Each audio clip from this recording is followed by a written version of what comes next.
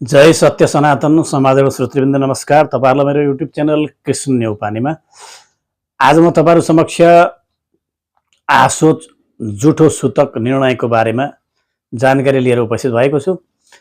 किन भन्दा धेरै जनाले सोधिराख्नुहुन्छ कस्तो अवस्थामा कसको जुठो कति दिन बार्ने, सूतकका के विधि विधानहरू छन्, कति पुस्तालाई कति दिनको जुठो लाग्दछ, पक्षिणी भनेको के हो, 3 दिन कसको जुठो बार्नु पर्छ या 5 दिन या 10 दिने दाजुभाइ भनेको को हुन्, कति पुस्तासम्मलाई 10 दिन भनियो, समानोदक या सपिण्डी आदि भित्र को पर्दछन् आदि गरेका जो प्रश्न चाहिँ मलाई धेरैले सोधिराख्नुहुन्छ र तपाईहरुले यो भिडियो अन्तिमसम्म सुन्नुभयो भने हेर्नुभयो भने यो सबै कुराको जानकारी तपाईहरुलाई प्राप्त हुनेछ र धर्म सिन्धु निर्णय सिन्धु अनुसार गरुड पुराणको प्रेतकल्प अनुसार जे जस्ता जो पद्धतिहरू छन्, जे जस्ता नियमहरू छन् र जसरी जुठो सूतक आसोच बार्नु भनेर बताएको छ त्यो कुरा तपाईहरुलाई समक्ष मैले आज भने चाहिँ मसँग रहेको यो सूर्य पञ्चाङ्ग निर्णायक समितिद्वारा स्वीकृत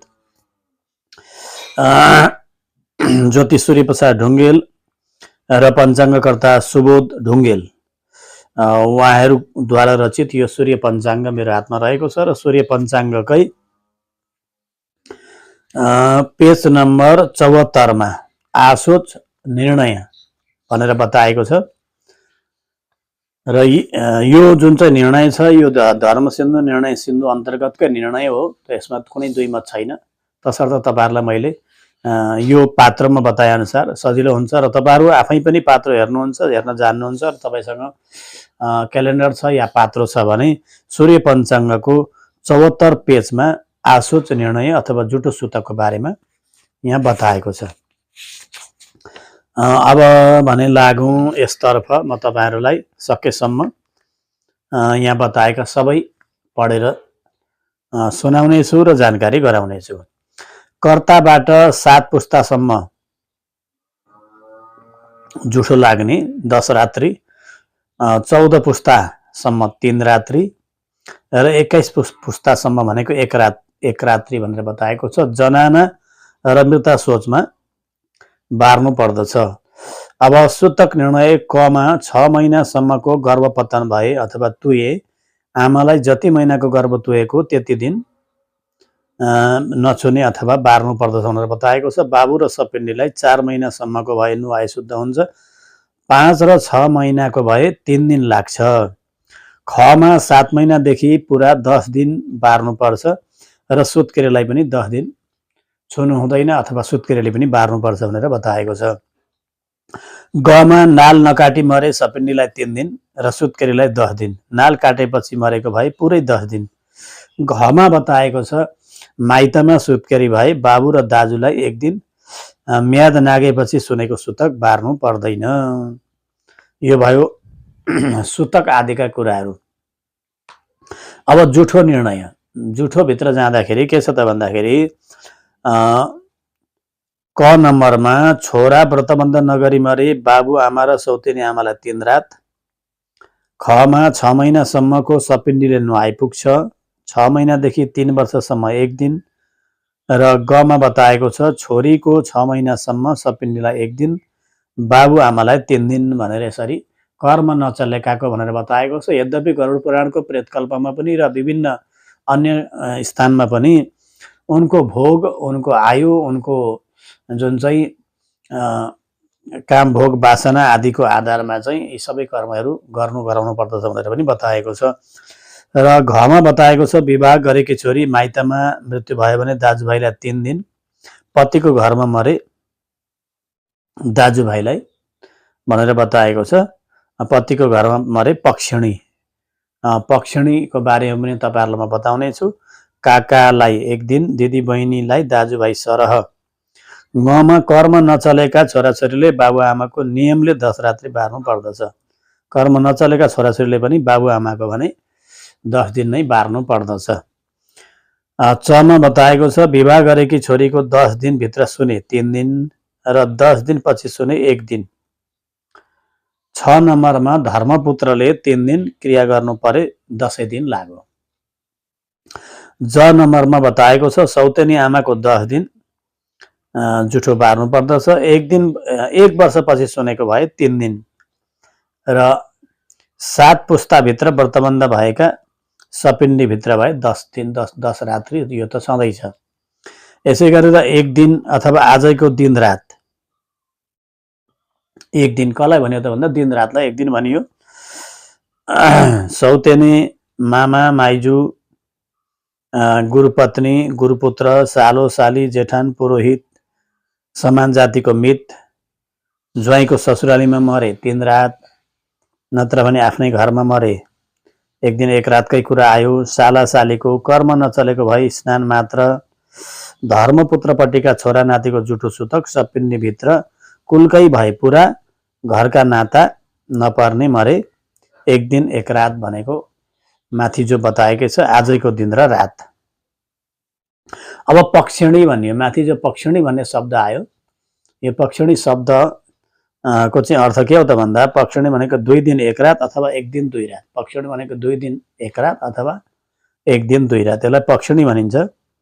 मातामही भनेको हजुरआमा, मावलकी, माइजू मामाका छोरा, सानीमा, ठुलीमा, फुपू आफ्नै घरमा मरे 3 दिन। आफ्नै घरमा मरे 3 दिन, नत्र भने 2 दिन 1 रात या 1 दिन 2 रात, या 3 दिनकै कुरा आयो। ठुली आमाका छोरा, फुपूका छोरा, बुबाका फुपूका छोरा, घरकी हजुरआमाका दिदी बहिनीका छोरा, बुबाका मामाका छोराहरू, आमाका फुपूका छोराहरू, आमाका सानीमा ठुलीमाका छोराहरू, सहपाठी, सजातिको मात्र, उच्च जातिको मित, विवाहित दिदी बहिनी आदिको 2 दिन 1 रात अथवा 1 दिन 2 रात। कुल मिलाउँदा यसलाई पनि 3 दिनसम्म भन्न सकिन्छ र शास्त्रले यसरी व्याख्या गरेको छ। अब 3 दिन माथिको चाहिँ पक्षिणी भनियो, 2 दिन 1 रात 1 दिन 2 रातको। अब 3 दिनै ठ्याक्कै 3 दिन बार्नुपर्ने कसको त भनेर भन्दा मातामह, मावलाका हजुरबाबा, मामा, यसै गरेर गुणी सौतेनी मामा। यहाँ गुणी सौतेनी मामा भनेको अत्यन्तै मिल्ने भनेर यसले बताउन खोज्यो। गायत्री गुरु, दीक्षा गुरु, आफूले उपनयन गरी पढाएका शिष्य, आफ्नो घरमा हुँदा सासू ससुरा मरेमा छोराछोरी नजन्मी श्रीमती मरिसकेको भए पक्षिणी, आफ्नो घरमा काम गर्दा गर्दै पुरोहित मरेमा पनि 3 दिन, आफ्नो घरमा आई सपिण्डी भित्रको कोही व्यक्ति मरेमा, विवाहिता गुणवती दिदी बहिनी, व्रतबन्ध गरेको भान्जा, छोरीले बुबा आमाको भनेको विवाह भएका आमा बुबाले छोरीको, धर्मपुत्रले दुवै तर्फका बाबुआमाको र गुरुको भनेर यहाँ चाहिँ अब 3 दिन 3 रात 3 दिनकै कुरा बताएको छ। अब यसै गरेर स्नान मात्रै गर्नाले पवित्र हुन्छ कसको? अब यो चाहिँ अलिकति समाजमा भन्दा पनि सरल बतायो, समाजमा जसरी चलेको छ योभन्दा पनि यहाँ सरल बताएको छ। यद्यपि र पनि 3 दिन बार्ने त चलन छँदैछ, तर पनि समाजमा चलेको भन्दा पनि सजिलो तरिकाले यहाँ बताएको छ। स्नान मात्रले शुद्ध हुन्छन् भनेर बताएको छ। छोरीले हजुरबुबा र काकाको, सम्धी विवाहिता भान्जी, सौतेनी फुपू, भदा विवाहिता छोराले काका, सानीमा ठुलीमा मामाका छोराहरू, छोरीको छोरो, छोरीको छोरी भनेको भान्जी अथवा नातिनी, भतिजी र यस्तै अलिअलि सम्बन्ध पर्नेको।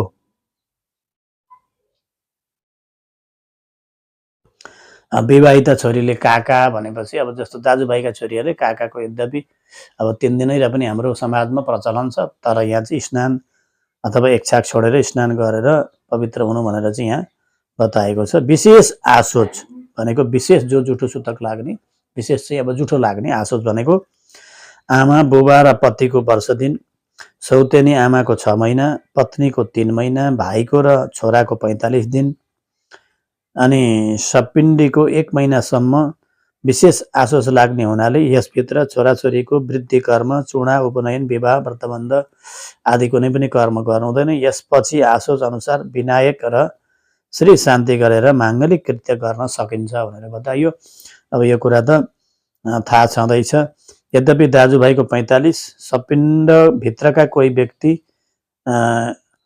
सपिण्डीभित्रकै कोही दाजुभाइको मृत्यु भयो भने पनि 1 महिना पछाडि कुनै पनि शुभ कर्म गर्नुहुन्छ भनेर चाहिँ बताएको छ।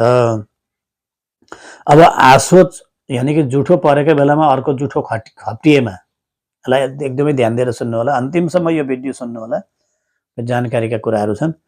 र आसोच खप्टिएमा 10 दिने मृतासोचमा 10 दिने, 3 दिने, 1 दिने आदि अर्को आसोच थपिएमा पहिलो आसोचले लैजान्छ।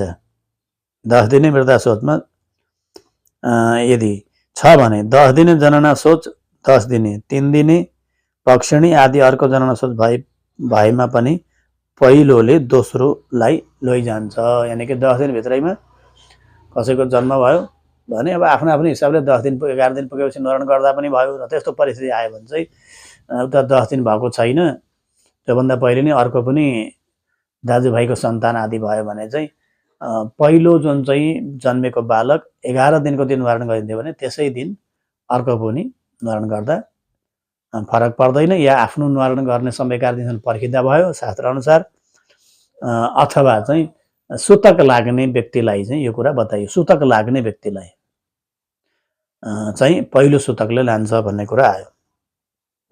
अब यसै गरेर 10 दिने मृता सोचमा 10 दिने जनना सोच, 10 दिने मृता सोच र 3 दिने पक्षिणी आदि दुवै आसोच परेमा पनि पहिलो मृता सोचले लैजान्छ।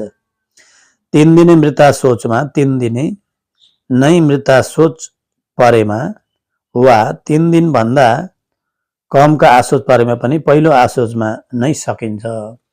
ज्येष्ठवादी कनिष्ठादि भनेर चाहिँ बताएको छ। अर्थात् जनना सोच वा मृता सोचले पहिले परेको भन्दा सानो परेमा ठुलोले नै सानोलाई लैजान्छ भनेर ज्येष्ठवादी कनिष्ठादि भनेर म अघि तपाईँहरूलाई बताएँ। सानो आसोच अर्थात् 3 दिनेले 10 दिने आसोच नलागे जस्तै 1 दिनेले पक्षिणी र पक्षिणीले 3 दिने आसोचलाई पनि लादैन। यी दुवै आसोचमा जनना र मरणमा मरण आसोच जान्नु पर्दछ। जस्तै 3 दिने मरण सोचले 10 दिने जनना सोचलाई पनि लाँदैन। यानि कि त्यहाँ चाहिँ अब चोखिनै पर्ने हुन्छ भन्नेको कुरा आयो। माताको 10 दिनभित्र पिताको मृत्यु, माताको मृत्यु भएको 10 दिनभित्रमा पिताको मृत्यु भएमा माताको 11औं दिनको आद्य मासिक, शय्यादान, आद्य आब्दिक मासिक, वृष सर्गसम्म गरी 365 कुम्भदान र उनादि पञ्चदश मासिक बाँकी रहन्छ।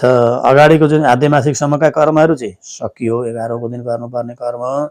त्यहाँदेखि उताको उत्तम षोडशी श्राद्ध र घटादानलाई चाहिँ राख्नु भनेर यहाँ बतायो।